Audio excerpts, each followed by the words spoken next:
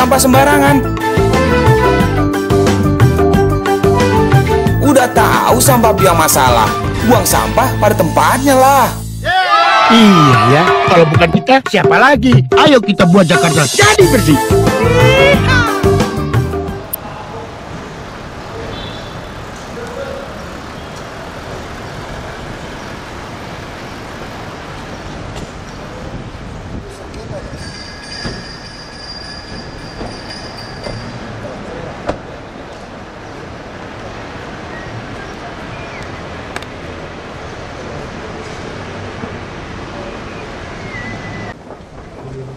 Oh iya, Pak ini ya sudah ibu kan, Pak Milenial, iya betul. Misalnya, oh ternyata setelah divisualisasikan demand-nya, apa keadaannya dan segala macamnya, Bapak bisa melihat bahwa ternyata punya ini. Itu merupakan salah satu cara. Jadi sebenarnya yang ini bisa diimplementasikan di banyak bagian, bukan cuma di Jogja. Dan apabila Bapak berkenan untuk menggunakan SDSS ini, bisa menghubungi kami lebih lanjut dan kami bisa membantunya. Okay, with that, I'm afraid we are out of time because we're going to have a discussion, but I hope that you will be with us in front of us. Thank you, Mr. Rob, and thank you to Ms. Nidawati. Dan selanjutnya kita akan segera masuk dalam panel diskusi dengan topik Bapak Zaldi Ilham Masita selaku Presiden of Association of Logistics Indonesia, Bapak Basuki Cahayapurnama selaku Wakil Gubernur DKI Jakarta, dan juga Profesor Dr. Danang Parikesit. Ada pada waktu dan tempat kami silakan, kami undang.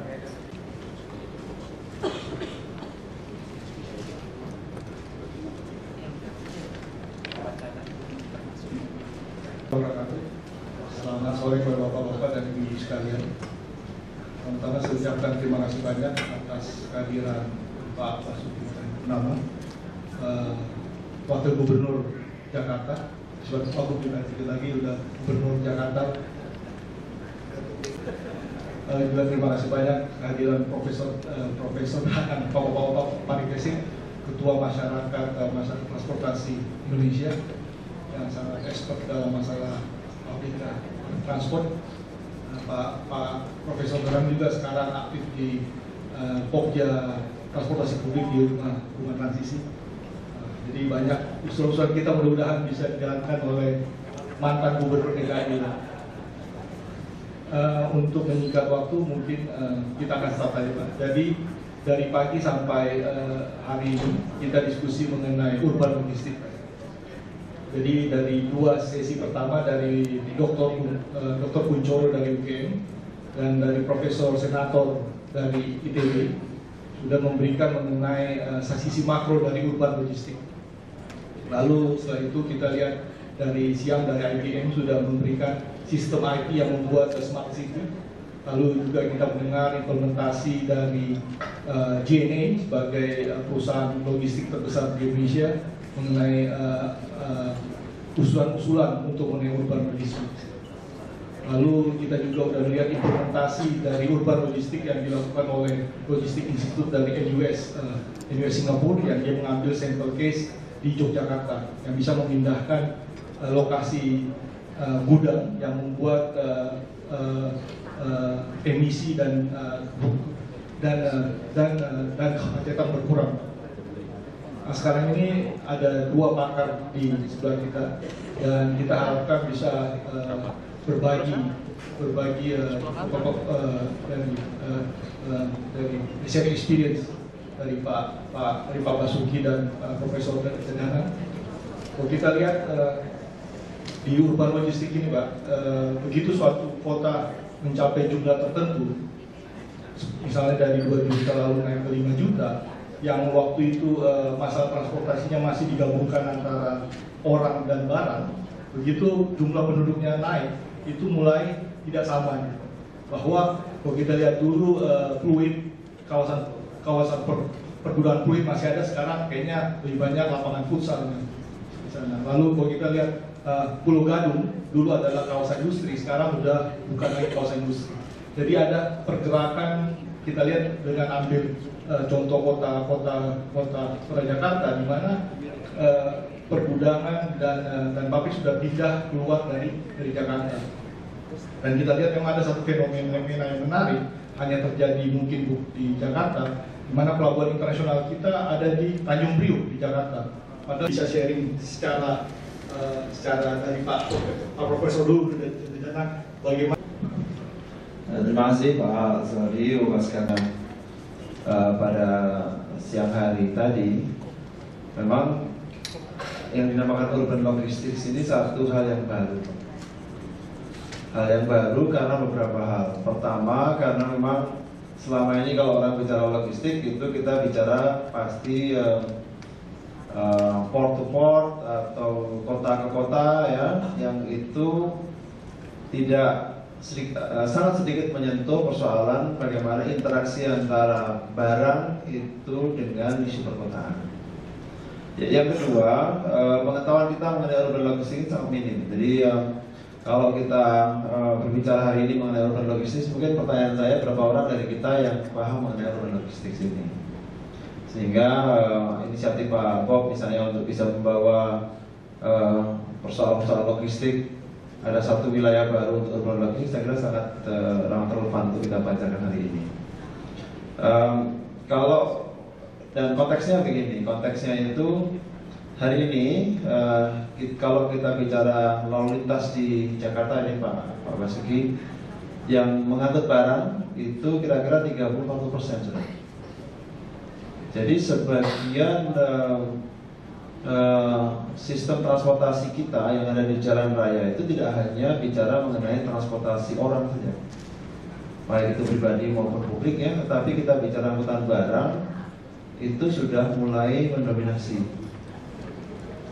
Dan persoalan lain adalah bahwa pada saat kita memiliki congested network seperti Jakarta sekarang ini, itu satu yang menjadi penting karena apa? Kalau kita bicara logistik perkotaannya macet, itu masyarakat di daerah itu tidak mendapatkan supply yang cukup atau terlambat. Itu yang pertama. Yang kedua, kita melihat adanya mega event. Jakarta ini kan banyak sekali event-event besar yang setiap saat itu harus melakukan perubahan rute, menutup jalan dan sebagainya, yang itu menjadi isu penting dalam urban logistics ya. Nah, termasuk diantaranya kalau kita lihat kota-kota lain, bagaimana kita mengelola logistik perkotaan pada saat terjadi bencana, banjir misalnya. Ini juga kita ingat ya, Pak Ganjar beberapa waktu yang lalu sangat kesulitan dia membawa bahan makanan ke Pati misalnya, karena apa? Semua jalan itu tertutup, sehingga waktu itu sempat dipikirkan bagaimana mendrop bahan pangan untuk mensupport para korban itu dari pesawat.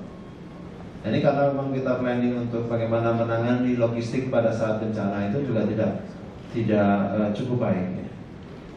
Nah, kemudian yang ketiga, jadi sekali lagi tadi kita bicara urban logistik tidak hanya bicara kontainer, tetapi kita bicara angkutan delivery, Pizza Hut, McDonald's, Abu Bastik, ya, itu adalah urban logistics ya. Ya, sehingga yang tadi saya sampaikan keseluruhannya bisa mencapai kira-kira 40% dari total traffic di Jakarta. Nah, ini bagaimana pengaturannya? Nah, selama ini memang belum ada bapaknya ini, siapa yang mengatur ini, siapa yang mengelola ini.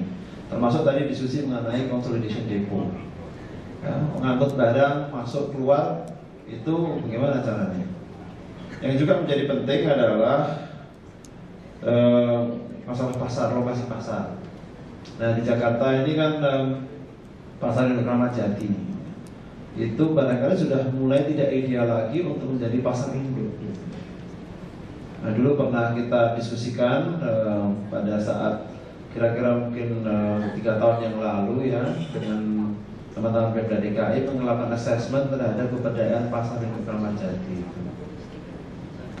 Nah, kemudian saya teringat beberapa hari yang lalu Pak Basuki cerita mengenai bagaimana DKI memberikan support dana kepada wilayah-wilayah di luar DKI. Nah, barangkali ini menjadi satu hal yang penting dan bisa dimanfaatkan oleh mereka. Bagaimana wilayah DKI itu punya consolidation depot, punya market yang men-serve DKI Jakarta. Nah ini kan perlu kerjasama.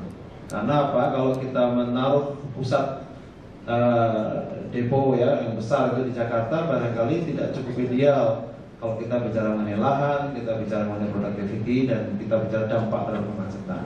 Jadi ada dua isu penting yang harus kita bahas di sini. Adalah pertama mengenai lokasi depo-depo itu akan ada di mana. Tadi Pak Sali bicara mengenai Purit sekarang sudah tidak lagi menjadi tempat yang ideal. Lalu di mana sebenarnya DKI ini? Kita bicara lokasi tempat konsolidasi. Yang kedua adalah bicara mengenai pasar. Yang ketiga, kita juga bicara mengenai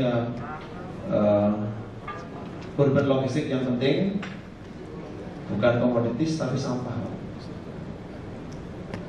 Pengelolaan sampah ini bukan hanya soal lokasinya, tapi bagaimana membawa logistik sampah itu juga menjadi isu penting ya. Saya tidak yakin tempat Pak Bob pernah membahas riset secara khusus mengenai masalah waste logistics of urban waste. It's very important aspek Pak Bob. Dan saya kira perlu mendapatkan gambaran yang cukup jelas ke depan bagaimana isu-isu ini bisa diadres. Saya kira itu Pak Aldi. Saya kira kesempatan lebih banyak mungkin bisa kita mohonkan kepada Pak Basuki untuk disampaikan wawasannya mengenai bagaimana barang itu di Jakarta dikelola. Terima kasih Pak. Terima kasih Profesor. Kalau kita lihat Jakarta ini sebenarnya dari sisi pemain logistik Pak, dari asosiasi kita ada sekitar 3 ribuan member, jadi terlalu pemain logistik. Kita selalu lihat bahwa logistik selalu menjadi anak tiri Jakarta.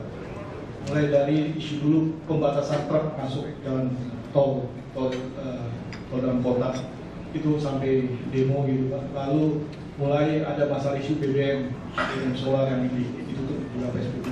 Jadi kalau kita lihat bahwa memang ada fokus yang berlebihan terhadap orang penumpang, tapi logistik ini menjadi semacam anak tiri. Mungkin kita mau lihat Pak planningnya Pak Basuki ke depan Jakarta untuk logistik seperti apa. Terima kasih Pak.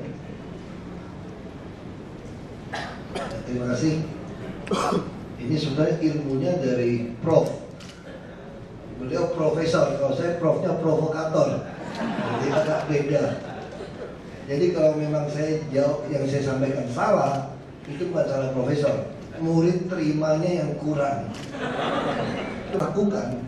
Ini yang diributin orang. Kenapa saya katakan 6 ruas jalan tol itu begitu penting?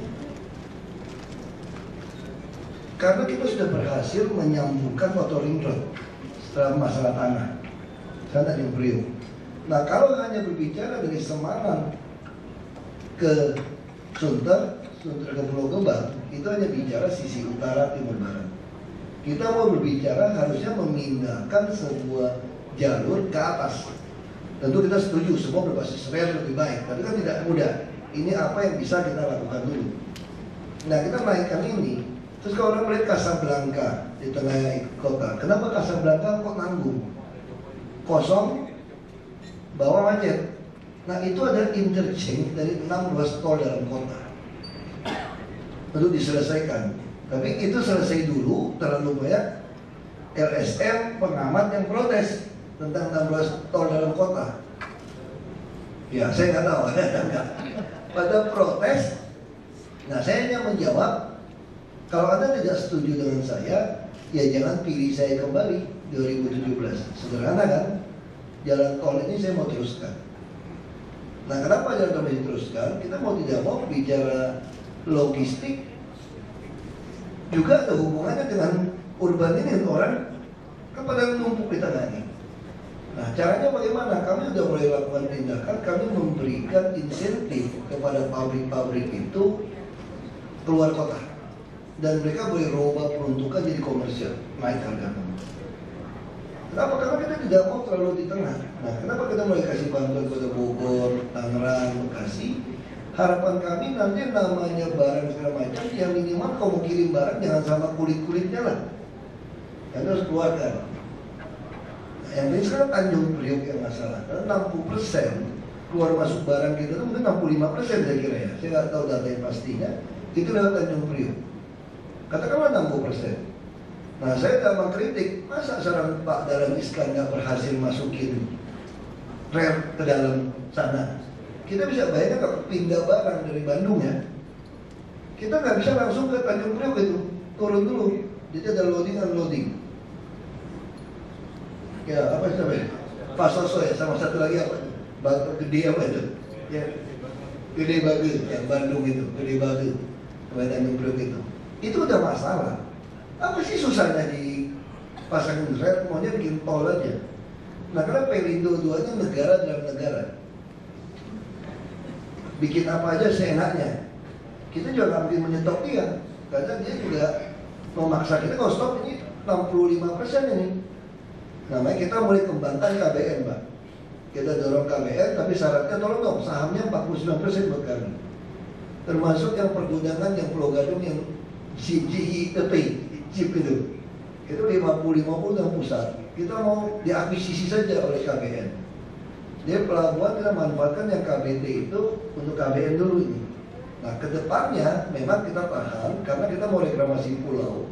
Kita ini langsung draft kedalamannya 20 meter saja, berapa 25 meter. Karena hampir semua negara sudah berbicara draft airnya bisa di atas 30 meter. Ini bicara. Lalu bagaimana logistik yang lain? Tentu kita mengandalkan kereta api. Ini pikiran kami tentang kota. Jadi kita ada loop line di tengah kota yang satu loop line pertama. Ini belum elevated semua di sebelah barat. Nah kita harap dia bisa bangun elevated karena ini ada hubungan dengan banjir. Kita tentu kami akan menjaga tidak banjir dengan waduk, dengan pompa. Tapi kalau robo bagaimana? Karena Jakarta ini seperti rumah saya itu 2,8 meter di bawah muka laut kalau dipasang sebetulnya. Posisi seperti itu. Kalau lihat tembok yang di Muara Baru itu cuma tinggikan. Nah ada risiko. Nah ini yang karena itu kita lebih cenderung logistik ke depan itu tetap kereta itu elevated. Dan loop line kedua, saya bilang Pak Jokowi harus dibangun di Jakarta. Loop line kedua. Sehingga Jakarta ada loop line 1, ada loop line 2. Ini kereta api. Lalu di antara mereka bagaimana pindahkan barangnya? Kami mau bangun light rail transit elevated. Seperti apa bayangannya? Nah, saya tidak tahu profesor bisa ribut atau tidak. Bu Yani ribut kemarin. Bayangannya seperti Chicago. Jadi bangunan di antara bangunan nyempil itu ada kereta. Orang baru ribut. Kenapa? Saya bilang Jakarta ini mirip-mirip Chicago mungkin ya. Chicago itu dibangun tahun 1942. Masih pernah nonton film Godfather nggak? Al Capone itu. Saya kira mungkin ada hubungannya kota Chicago dengan film Al Capone. Dengan kenyataan sejarahnya. Mungkin dulu wali kota bisa disuap, jaksa polisi bisa disuap, akhirnya bangunannya seenak maunya dia aja. Begitu jadi bingung, ini lewatnya bagaimana? Sudah jadi seperti ini. Makanya terpaksa membangun kereta di atas jalan. Kalau nonton film-film Hollywood hampir semua mainnya di Chicago itu. Yang penjahat parkirin mobil di bawah itu berisiknya luar biasa karena itu konstruksi baja tahun 40-an dan keretanya pun belum ada lapis karet. Kalau kita mau light rail seperti Singapura atau Jepang ini akan lebih mulus dan Jakarta lebih untung daripada Chicago karena kita punya banyak saluran sungai. Dia nanti itu berdiri di atas jalur hijau dan sungai dan akan lempar ke gedung-gedung yang mall, yang super blok. Nah saya harap semua deh itu karena Jakarta untuk mengantisipasi kalau terjadi bencana orang semua pasti akan kalau banjir bisa masuk ke gedung ini semua dirancang itu. Logistiknya bagaimana? In outnya kalau sampai terpaksa kereta kita mainnya udah di kereta. Nah kereta ini kita kasih hak KDB koefisien dasar bangunan tidak saya hitung. Biasanya kalau di bangunan KDB udah semaksimal mungkin dia pakai begitu kita sambungkan untuk Skybridge atau kereta ini pasti KDB kemakan. Saya tidak hitung. Dari mana uang membangun ini? Uang membangun ini saya menjual hak udara. Jadi para pengembang itu boleh membangun stasiun termasuk Skybridge menjadi toko-toko properti mereka kita bagi total berapa. Jadi dalam planning saya tentu kereta api kita MRT kalau sampai banjir nggak bisa diandalkan. Tapi kalau tidak banjir dan asumsi sistem pompa saya, pompa kami dan sistem waduk itu beres, maka Jakarta ini harusnya nggak banjir. Jadi kalau Bapak Ibu lihat Mampang banjir, segala macam selatan itu banjir, itu mah kasus kacau aja. Karena semua sungai dari 60 meter jadi 3 meter. Diduduki rumah-rumah liar. Orang air dari mana-mana juga dari zaman nenek moyang kita juga dari bawah atas turun ke bawah, nggak ada bawah naik ke atas kan. Jadi harusnya yang banjir itu di utara, di Waduk Pluit. Rumah saya yang tenggelam harusnya. Karena semua air ditimpa ke sana. Air laut lagi pasang harus ada pompa. Kalau pompa kalah, tenggelam. Pasti rumah saya tenggelam. Nah, bagaimana Waduk Pluit begitu kering, kok selatan banjir? Ini karena sungainya semua. Tapi banjir sekarang nggak sampai minggu-minggu kan? Kenapa cepat surut?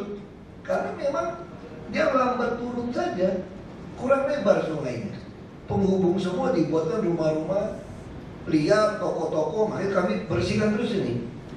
Nah, kalau konsep ini kita berhasil lakukan dengan biaya dari properti, kita akan membuat utara, selatan, timur, barat, lalu di antara 4 posisi ini ada klaster-klaster yang light rail.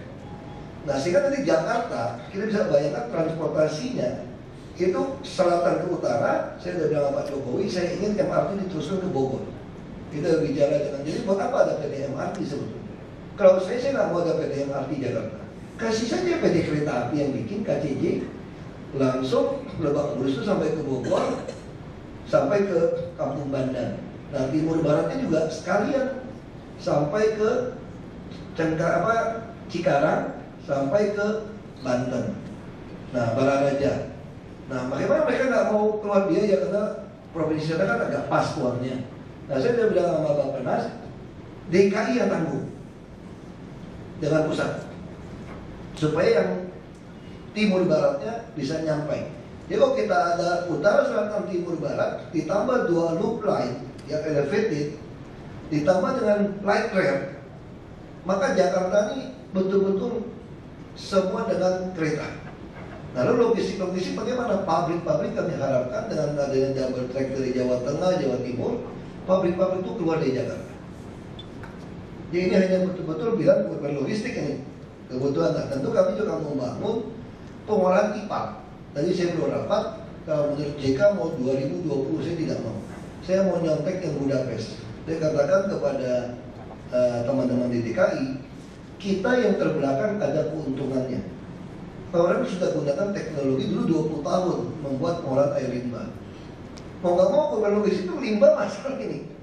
Belum lagi sampah. Itu belum lagi mohon maaf, tinjau orang masalah loh di DKI ternyata. Masalah ternyata di semua pengolahannya bau. Nah, Budapest itu tidak bau. Dia kerjakan rata-rata mereka 10-20 tahun. Nah, dengan pengalaman mereka yang sudah matang, uji coba, dan hampir semua pohon yang ditanam itu pohon tropis. Dan dia punya rumah kaca 4 musim. Kita tidak perlu lebih murah. Nah, dengan model seperti itu kita bisa menghemat lahan untuk bangun pengolahan air limbah seluruh DKI 45% dengan teknologi yang baru. Nah, saya minta mereka selesaikan 7 tahun, paling lama 8 tahun. Seluruh Jakarta harus kita cover dengan pengolahan air limbah. Nah, dengan pola seperti ini, saya yakin Jakarta di tempat yang paling menyenangkan dan harga properti akan naik. Nah, ini yang masalah, orang yang belum beruntung, yang tidak beruntung, tidak bisa tinggal di tengah kota. Padahal kita pengen orang ini tidak banyak bergerak kan. Nah, kami mulai menyatukan beberapa aset kami. Kami akan membangun banyak sekali apartemen atau istilah bahasa undang-undang itu rusun sewa, tapi pakai lift, tidak ada fasilitas. Kita mau sewakan kira-kira kayak harga kos, tapi dengan syarat yang nyewa sini mesti keluarga kecil yang kerja sekitar situ. Nah, sehingga ini akan membuat mengurangi pergerakan orang dan kita selalu menyediakan rumah tinggal sewa untuk yang belum beruntung atau yang kurang beruntung. Tapi kalau jual tidak. Kasus Kalibata City sudah menjadi model. Begitu dijual yang beli orang kaya, yang kelas menengah, suruh naik kereta api tidak mau. Nah, tentu ERP yang kita lakukan juga. Nah, kalau ini belum jadi bagaimana? Ini semua kereta kita harapkan dalam 4 tahun saya mau kejar selesai light rail. 4 tahun dengan kerjasama properti. Bagaimana dia bayarnya? Saya mau issue bond, lalu mereka yang mencicil. Polanya seperti itu. Kita mau tugaskan PT Transjakarta. Nah, kalau yang lain bagaimana? Bus rapid transit kami kita harap 2016 bisa beres. Tentu kalau dari 16 tol jadi, 3 koridor elevated kami jadi, maka di Jakarta nanti akan ada 9 koridor yang layak. Di samping 12 koridor yang biasa. Tentu rutenya bisa lebih dari 12, lebih dari 9. Tergantung tujuan penumpang. Namanya kami mulai memaksa tahun ini uji coba orang memakai e-ticket dan ATM. Untuk apa? Dia kan memakai nama dia. Saya bisa tahu yang naik bus saya itu di koridor 1, perempuan naiknya lebih pagi, pulangnya lebih cepat. Penghasilannya rata-rata berapa? Dia turun di stasiun mana? Naik dari mana? Tinggal keluar yang belum di-tap. Ini tujuan untuk menyediakan bus yang langsung. Tidak perlu dia berhenti di banyak stasiun. Nah itu yang akan kami rencanakan soal Jakarta. Tentu kami juga akan memberikan bus tingkat gratis. Nah dari sisi logistik, saya tidak tahu ini masuk akal atau tidak. Kadang saya berpikir, kenapa sih bus tingkat begitu tinggi volume kubik isinya? Kenapa sih nggak boleh sekali bawa barang gitu loh Pak? Karena bicara dagang sudah bersih di dalam kan. Kenapa tidak boleh? Kenapa masih menambah? Kalau di jam-jam yang kosong itu, kenapa tidak boleh memanfaatkan bus misalnya untuk kirim logistik barang? Kenapa nggak boleh? Misalnya seperti itu. Kita mau menyediakan bus tingkat gratis tahun depan, kalau tidak ada halangan bisa 100 unit di daerah-daerah pusat kota. Tiap 10 menit gratis, tidak bayar. Tapi motor nggak boleh lewat. Ya Anda juga boleh kirim barang-barang kecil di situ. Nah kita dipertimbangkan apa motor yang kirim logistik khusus platnya dengan model yang khusus. Karena motor tidak dikenakan IRP dan pertumbuhan motor lebih dari 1.500 per hari ya, 1.300 per 1.500. Nah ini kira-kira rencana kami dan saya harap 2015 uji coba tentu dengan caci maki macam-macam orang. 2016 kita akan mulai yang lebih baik. Saya kira itu dari saya. Terima kasih. Terima kasih banyak Pak Basuki. Saya rasa Pak dari Pak Basuki cukup menarik Pak. Tapi saya belum menangkap strategi pemerintah Jakarta untuk logistik. Kalau kereta api sudah banyak dibangun artinya memang itu untuk orang.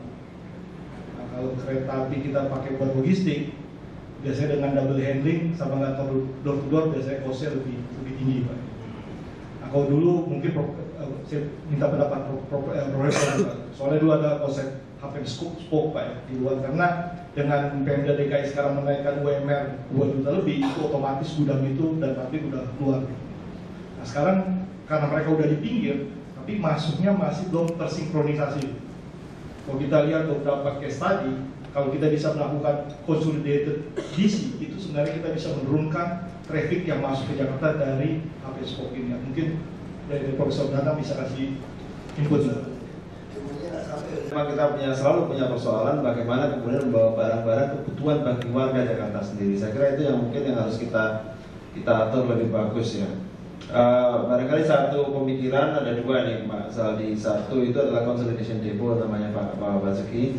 Itu mesti kita taruh di mana ya. Makanya tadi saya menawarkan kalau memang ya makanya itu tapi kan hanya satu Pak.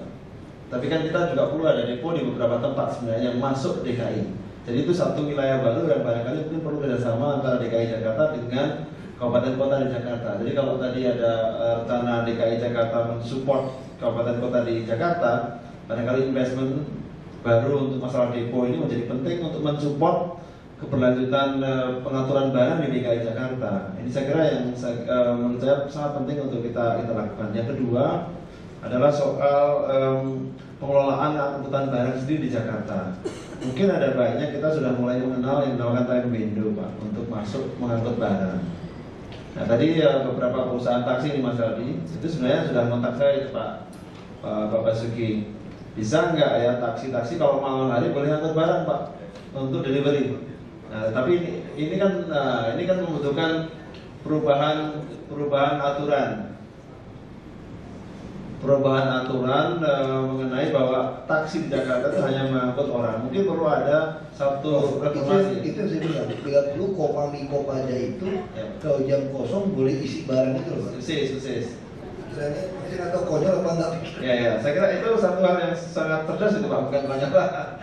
Saya kira ini yang artinya kan ini kan inovasi tanpa menambah stok kendaraan baru.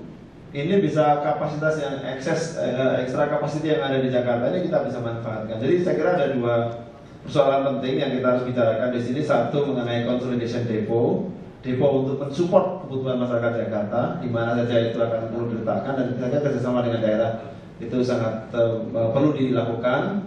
Yang kedua tadi bagaimana sistem delivery yang ada di dalam kota Jakarta sendiri. Kalau nanti membutuhkan time window itu kemudian bagaimana pengaturannya. Saya kira itu Mas Ali, catatan saya. Yang bayar pakai setoran. Jadi semua bus yang ada di Jakarta itu akan dibawa PT Transjakarta. Pemda akan menyediakan PSO saja.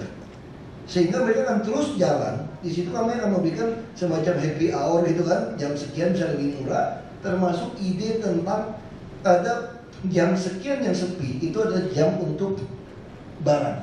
Karena nanti Metro Mini semua jadi bagus-bagus, berdasarkan bagus-bagus, nggak ngetem dia. Karena dia dibayar rupiah per kilometer. Jadi semua akan kami tanggung. Jadi orang begitu beli satu tiket beres pakai selamanya. 1 bulan atau tiap hari berapa tiketnya. Tapi semua e-ticketing. Nah itu rencana seperti itu. Jadi saya kira untuk logistik seperti itu ya akan jalan semua jaringan ini. Barang dan logistik ya sama seperti pesawat kan. Pesawat dulu charteran Pak, bisa Sempati dulu atau Merpati zaman saya masih sekolah. Itu kalau lagi nggak ada penumpang, itu masukin barang itu semua. Jadi saya bisa duduk di pesawat, belakang tuh ayam itu segala macam. Itu anak-anak ayam itu bisa di belakang. Ya seperti itu. Ya kenapa tidak boleh? Nah itu yang kita pikirkan. Tapi saya nggak tahu. Ini nanti masih ada profesor yang kalau saya ngomong kita ikut. Kalau disalahin kata siapa? Kan kata beliau bukan saya. Mungkin kan truk yang masuk pelabuhan mestinya kan bawa barang, bawa kontainer, keluar bawa kontainer Pak. Tapi ternyata yang seperti itu hanya 10% Pak. Kontainer keluar kosong atau masuk kosong, keluar isi. Yang sial tuh Pak Basuki, masuk kosong cari-cari barang, keluar kosong juga nggak dapat barang.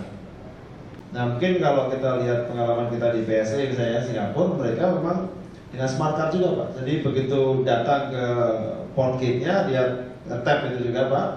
Dia mesti tahu taruh barang di mana, ngambil barang di mana, keluar. Jadi tidak boleh ada truk yang masuk Priok itu keluar tidak boleh bawa barang. Itu kalau itu terjadi artinya kita punya double traffic kan Pak. Terlalu banyak trafficnya. Saya kira itu yang menurut saya. Yang kedua memang kalau kita lihat di kawasan pelabuhan di Jakarta itu banyak sekali kegiatan staffing masukin keluar barang di kontainer itu terjadi di wilayah pelabuhan Pak, luar pelabuhan. Jadi mungkin kita perlu meninjau kembali tata ruang pelabuhan kita. Nah ini kan kewenangan DKI Pak untuk melihat tata ruang di sekitar pelabuhan supaya kegiatan staffing tidak di situ lagi. Saya kira itu mungkin Pak Zali. Terima kasih Pak. Oh, kita sih maunya Tanjung Priok ditutup aja Pak. Mungkin dari kita serahkan ke floor nih Pak, soalnya ada banyak pertanyaan. Mungkin dari Pak Erwin dari kantor Menko bisa. Moderator, tadi sangat menarik sekali apa yang disampaikan oleh Profesor Danang dan terutama juga dari Pak Basuki. Saya pikir kalau kita bicara mengenai logistik Pak, itu apapun konsep yang dikemukakan itu perdebatannya panjang. Selalu ada pro dan kontra. Tapi tadi apa yang disampaikan oleh Pak Basuki tadi menurut kami itu sangat logis. Saya pikir mungkin lebih hebat dari profesor ini Pak. Oleh karena itu Pak, gini Pak, jadi kalau menurut kami di Kemenko Perekonomian sudah lama ikut terlibat dalam membangun sistem logistik nasional bersama Pak Zaldi dan Pak Nurfrizal. Itu yang untuk kami sebutkan, perdebatannya panjang. Oleh karena itu satu Pak tadi Pak, betul kalau menurut saya bangun aja langsung Pak kereta di atas jalan itu Pak. Itu untuk penumpang. Persoalan kita adalah sekarang ini di DKI Jakarta, pertama transportasi untuk passenger.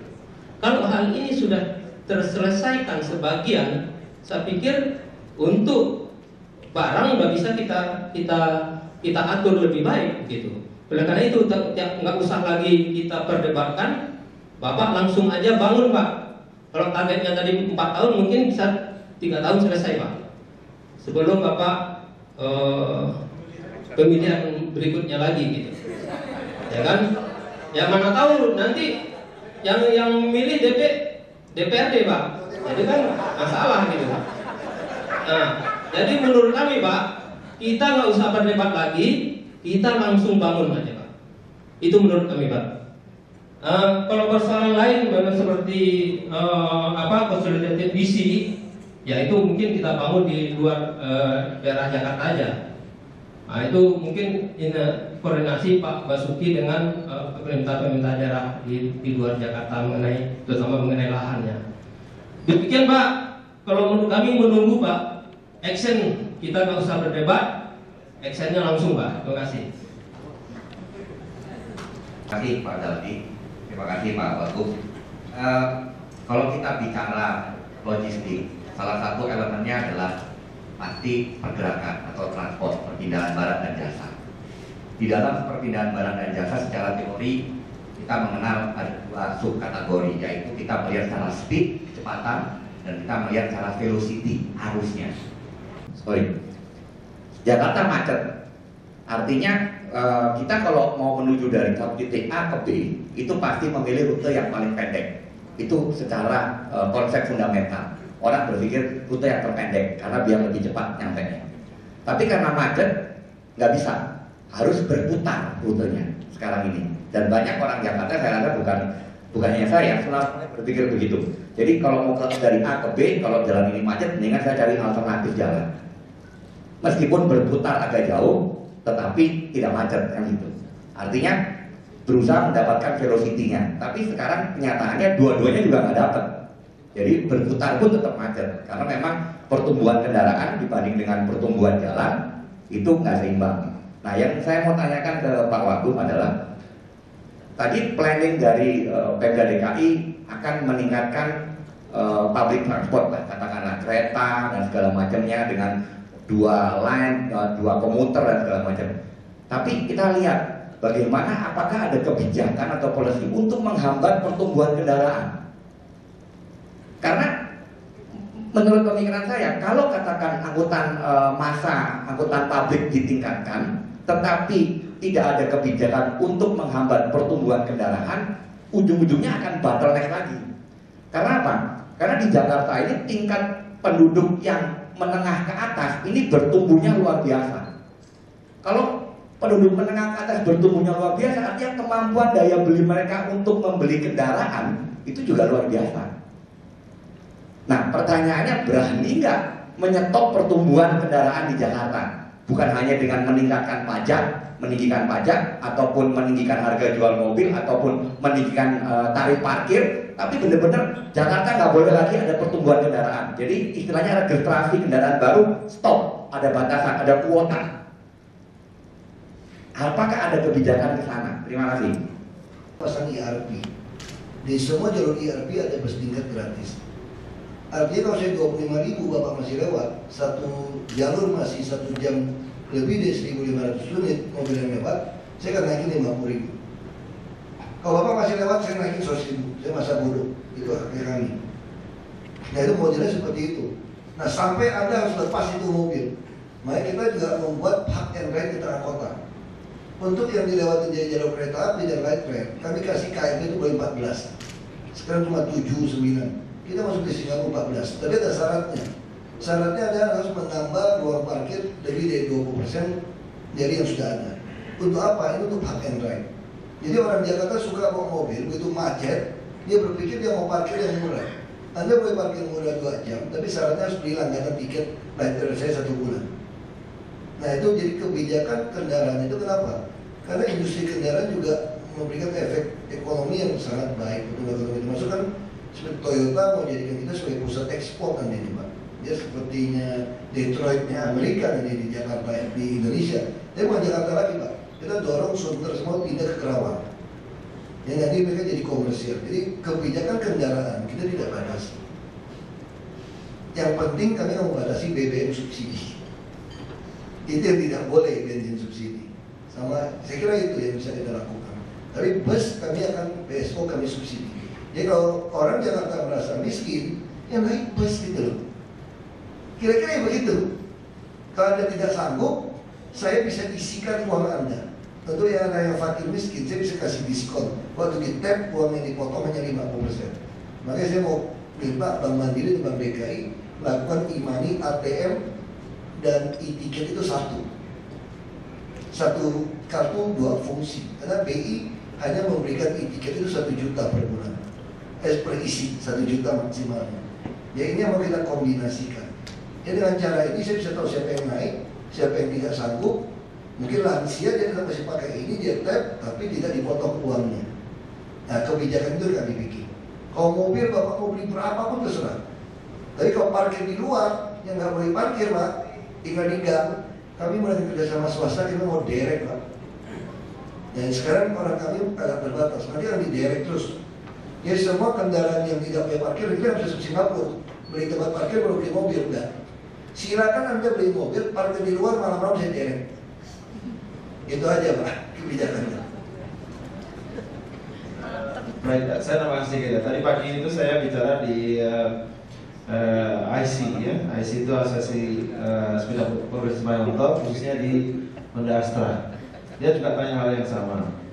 Saya ingin menceritakan satu hal saja. Saya itu beberapa tahun yang lalu kita melakukan survei di Masjid Al-Azhar. Masjid Al-Azhar itu ternyata kalau kita lihat kan mereka kan setiap Jumat kan ada uang yang taruh untuk sedekah itu Pak. Ternyata uang yang dikumpulkan untuk sedekah itu masih kalah sedikit dibandingkan uang yang dikumpulkan untuk parkir sehari-hari Pak. Jadi ternyata pendapatan Al-Azhar terbesar itu bukan dari sedekahnya Pak, tapi dari parkir kendaraan. Ini kan menunjukkan sebenarnya behavior orang itu sudah mulai terbentuk. Kan sudah ada di dekat situ ada halte BRT Pak. Dan dugaan kita, inisiatif seperti itu akan banyak sekali. Jadi mungkin saya ingin menambahkan bahwa selain inisiatif dari DKI sendiri yang akan melakukan investasi parkir, mungkin barangkali kita bisa dorong PPP untuk kawasan parkir yang berada di dekat halte. Inilah yang kita dorong, dan saya tadi pagi juga cerita persoalan terbesar mengenai sepeda motor itu bukan soal orang beli tidaknya, tapi kalau 10 tahun yang lalu setiap orang di Jakarta dan Jabodetabek itu melakukan perjalanan 30 kilo, hari ini 60 kilo Pak, 2 kali traffic. Pertumbuhan pembelian sepeda motor mungkin hanya 3% per tahun, tapi panjang perjalanan orang itu semakin lama semakin jauh. Oleh karena itu dikurangi, dibatasi dia melakukan perjalanan dari rumah ke halte terdekat. Itulah esensi dasar yang kita dorong terus Pak Wagub adalah park and ride. Saya kira itu mungkin tambahannya.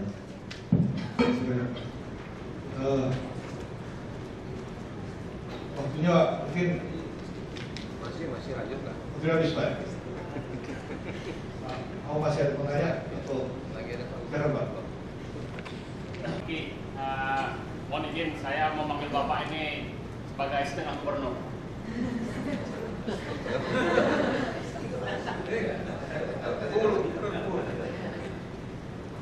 Maaf, pertanyaan saya ini di luar teknis Pak. Jakarta ini kan banyak sekali kepentingan, mulai dari preman pinggir jalan sampai konglomerat. Pertanyaan saya, kiat-kiat apa yang Bapak bangun untuk mendapatkan dukungan yang cukup mewujudkan mimpi-mimpi Bapak tadi? Pertanyaan saya kedua, kritikan orang juga katanya Bapak ini keteloncaran, katanya. Jadi mimpi-mimpi besar itu menjaga keberlanjutannya. Kira-kira apa yang Bapak persiapkan untuk konsistensinya? Terima kasih. Jadi gini, logistik ya begini. Kita pertama harus sadar, tukang parkir di jalanan itu penghasilannya itu kira-kira 150.000 per hari. Maka kita di Jakarta kita cari pegawai untuk KBN, gak laku tuh 80.000 sehari kerja. Orang dia cuma plit maju 3 jam dapat 100.000 di Jakarta. Jadi Pak Oga itu. Kita pindahkan ke Marunda kasih kerja, nggak mau. 250 kabur. Nah sekarang gimana caranya? Kami minggu depan mungkin sudah sampai, kita pasang parkir meter di Sabang. Nanti akan masuk ke perumahan-perumahan. Jadi si tukang parkir kami gaji 2 kali UMP. Itu yang saya bilang. bilang, waktu saya lempar itu gaji preman 2 kali UMP marah sama saya. Saya bilang itu kiatnya. Jadi saya jadi the new godfather. Gitu. Jadi saya jadi Pak Preman, yang paling repot itu bukan yang bawa yang dapat uang, nyetor itu loh yang dimakan, macam-macam oknum. Ya sekarang kita rubah. Saya kepala preman baru kira-kira di Jakarta, tapi nanti jadi preman resmi. Nah termasuk PKL. Jakarta ini ada 600.000 PKL yang bikin mati juga setengah mati. Dan Perda mengatakan trotoar dan taman itu tidak boleh PKL kan? Maka nonton film iklan nggak? Yang istrinya tidur berdua suami, pengen bakso, buk jatuh bakso itu. Lihat itu kan?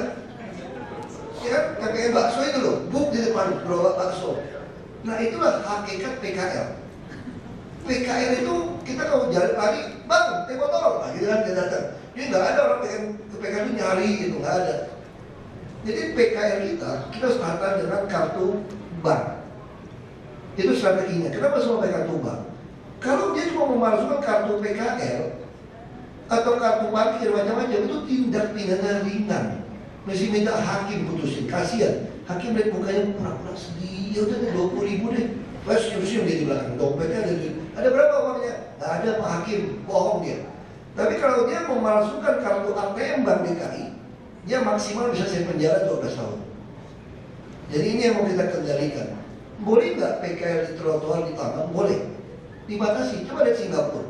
Kalau kita ke Singapura makan es potong, itu di Orchard di mana? Di trotoar itu yang jualan es potong itu. Jadi boleh. Nah, dari gedung-gedung kita mau paksa. Antar gedung itu harus dibongkar pembatasnya. Sehingga jadi titik-titik PKL kita kasih kompensasi. Dinding gedung itu boleh pasang iklan LED. Jadi terang. Ini strategi. Lalu kita bilang gimana strategi soal hadapi kepentingan kaum melarat oknum sampai oknum konglomerat. Di Jakarta gampang, nggak usah latihan otak, karena profesor banyak, tinggal panggil, ngomong, maka ilmunya kita dapat. Undang profesor yang kedua, pakai ilmu profesor datang kita adu ilmu. Kalau kalah, ini profesor mana yang benar ya? Undang datang berdua, suruh mereka berantem berdua. Pakai profesor ketiga, keempat. Akhirnya kita belajar silat di 4 perguruan kan. Jadi Jakarta nggak usah latihan otak. Jakarta cuma perlu latihan otot. Otot jantung, otot saraf, otot kaki. Supaya kalau dikejar lari 10 menit masih sanggup gitu, kenceng gitu. Dan napasnya nggak putus. Jadi Jakarta cuma itu. Jadi kepentingan begitu banyak, kita taat aturan saja, nggak usah takut sama siapapun. Yang penting siap-siap lari gitu ya. Nah kalau lawan 2 orang itu cuma di film kungfu itu, lawan 8. Itu kalau film kan diajarin habis pukul depan, 4, 3, 4, harus balik, pasti yang belakang nyerang gitu loh. Kalau yang beneran mana tahu 1, 2 apa dia nyerang, tipu kita. Lawan 1 aja susah, kalau sama-sama ada ilmu. Tapi yang lawan 2, lawan 10, itu di film kungfu. Yang pakai pedang. Nah kalau ada apa-apa mesti lari gitu. Itu strateginya. Nah kalau dalam kutu loncat, saya cuma pernah loncat itu, tapi kutu loncat itu dari sini loncat di situ kan. Dalam sejarah saya itu saya kutu loncat cuma sekali dari Golkar pindah ke Gerindra. Karena Gerindra tanya kalau kamu mau jadi calon harus pindah partai saya. Nah itu saya loncat ke malam itu, berhenti dari Golkar langsung masuk ke Gerindra.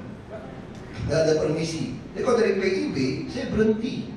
Saya udah nggak mau bermain politik lagi. Saya berhenti September 2007.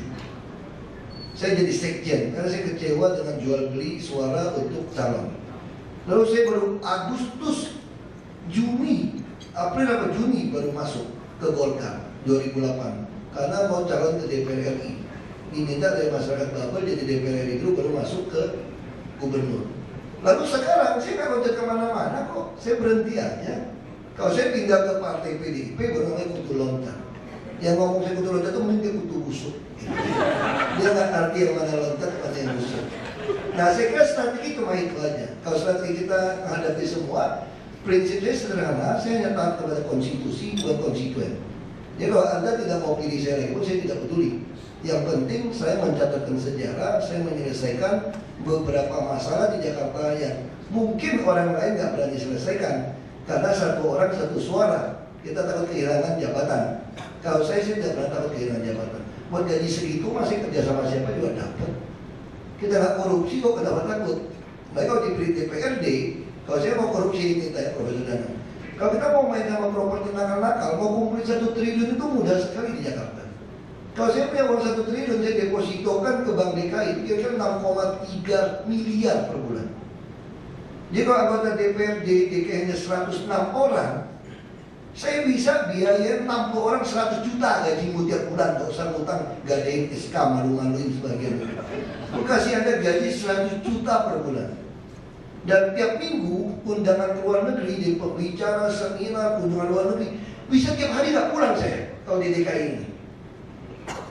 Saya tinggal bawa aja anggota DPRD jalan-jalan, orang mau ngoceh macam-macam, memang gue pikirin. Orang cuma ngurus 60 orang aja kok. Uangnya juga udah dapat modal, mau cari 2 triliun juga gampang DKI. Tapi nggak akan ada perubahan di DKI.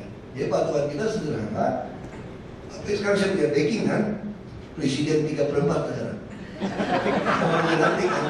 Jadi saya juga koreksi, saya Pak Gubernur setengah, kata Pak Jokowi saya Gubernur 3/4. Terima kasih banyak Pak Suki, dan saya rasa diskusi kita sangat menarik, dan saya kita mau titip pesan buat Pak Basuki, tolong mengenai logistik ini jangan jadi anak tiri terus, jadi fokus. Kalau kita bisa harapkan kalau bisa DKI bikin ini sistem logistik daerah, jadi kita jelas roadmap-nya dari sisi logistik. Jadi saya ucapkan terima kasih banyak kepada Pak Basuki dan Prof yang sudah kesempatan hadir pada hari ini.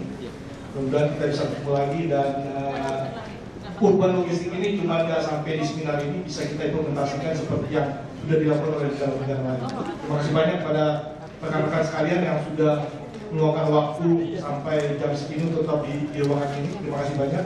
Dan pada English, Mr. Bob, thank you very much for your support for this event, for urban logistics, and also to all the buat panitia nanti yang sibuk, terima kasih banyak untuk acara ini. Assalamualaikum warahmatullahi wabarakatuh. Baik, terima kasih kepada dan juga terima kasih kepada Bapak Basuki Cahayapurnama selaku Wakil Gubernur DKI Jakarta, dan juga kepada Bapak Profesor, Dr. dan Profesor of Transportation. Mengundang, I would like to invite Mr. Bob to give a certificate of appreciation for all of our panelists. So, on behalf of the Director of PLI Asia Pacific. Masih masukin Bank DKI juga nih. Bisa.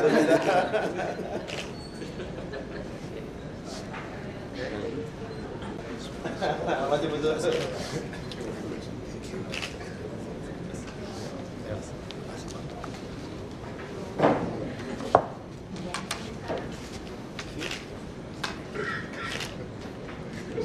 Thank you.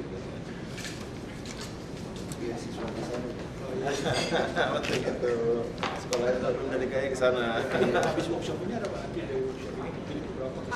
Boleh foto Pak, foto di sana dulu. Di bawah Pak.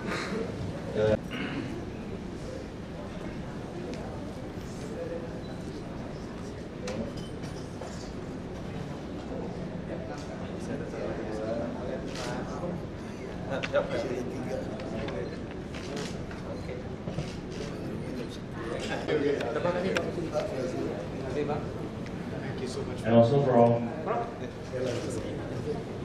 Mr. Zali will give souvenir to Mr. Bob.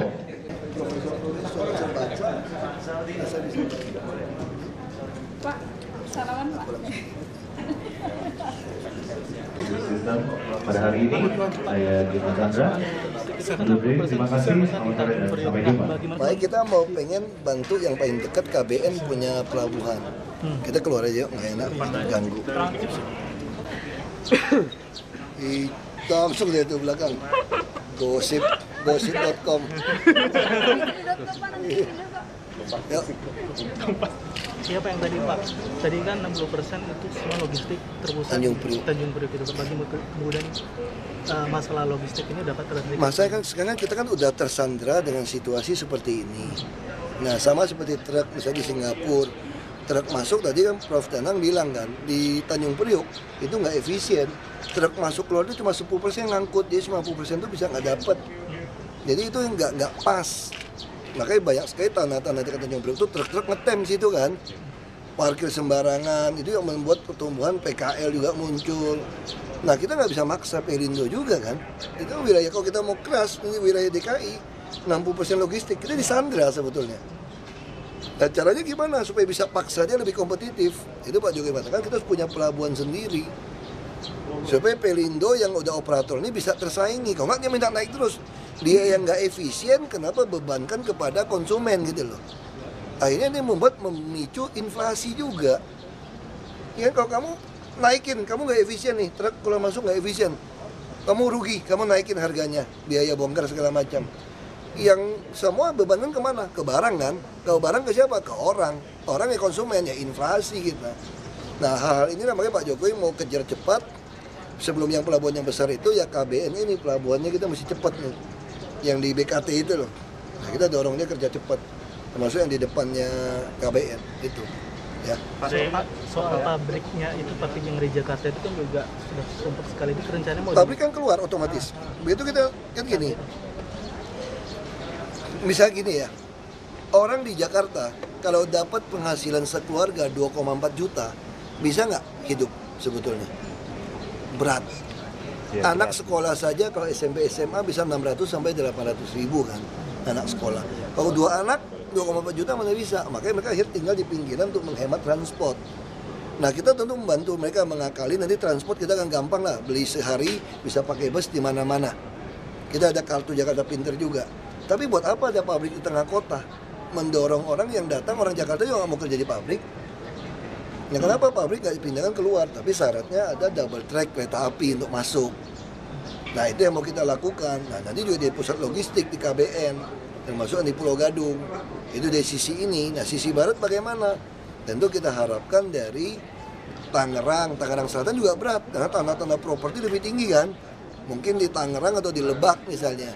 Di Lebak bisa di pusat logistik, tapi yang ada kereta api, yang double track, atau di Kabupaten Tangerang. Nah model-model itu yang kita mau simulasikan. Bagi yang penting sekarang bagaimana daerah sekitar Bekasi, Tangerang, kita kasih bantuan, dia beresin sungai-sungai, jalan inspeksi, termasuk jalan-jalan yang kecil, biar dia bebaskan, supaya ada jalur yang betul-betul logistik lempeng nih. Sementara masih ngandarin truk, ngandarin mobil kan, sebelum kereta. Nah itu jalannya mesti lebar dan bagus. Pak, yang rusun sewa itu rencananya bakal apa istilahnya mulai dibangunnya kapan dan tahun depan mulai kita bangun. Harganya akan ya mungkin berapa? 2 juta, 3 juta per bulan apartemen itu. Oke, dan kemudian untuk memastikan bahwa dia adalah orang yang bekerja di lingkungan kan itu? mesti ada surat dari PT-nya. Oke. Nah, yang penting dia keluarga kecil. Yang penting dia juga nanti kartu anggota yang rusun itu harus pakai KTM DKI. Baru nggak berani dipalsukan. Yang didebet langsung di Bank DKI. Nah ini sistemnya kita lagi uji coba di semua rusun. Kalau ini tidak jalan, bahaya. Anda bangun berapapun, karena sewa apartemen sekarang 9 juta, ya nggak ada barang loh di tengah kota. Apartemen yang 2 kamar, setiap bulan 9 juta pun susah. Nah ini yang penting kita lakukan. Jadi sistem harus ketat. Nah kita juga mau ganti, mungkin di perumahan nanti juga banyak orang sosial yang kerja. Kita nggak butuh insinyur lah, emak-emak juga boleh. Yang penting panggil kontraktor, beresin bangunan seperti itu. Titik rusunnya di mana aja Pak? Di hampir semua sekolah, semua aset DKI kita mau yang bisa kita bangun. Kurang lebih untuk tahun pertama di beberapa titik. Saya nggak tahu mesti tanya itu di Rawa Buaya, termasuk yang di Pasar Minggu, di Pasar Rumput kita mau bangun. Pak, di tengah kan Menteng itu Pasar Rumput itu, tapi bawahnya selalu pasar. Kerjasama dengan kontraktor? Enggak, kita tender aja. Pak bicara tentang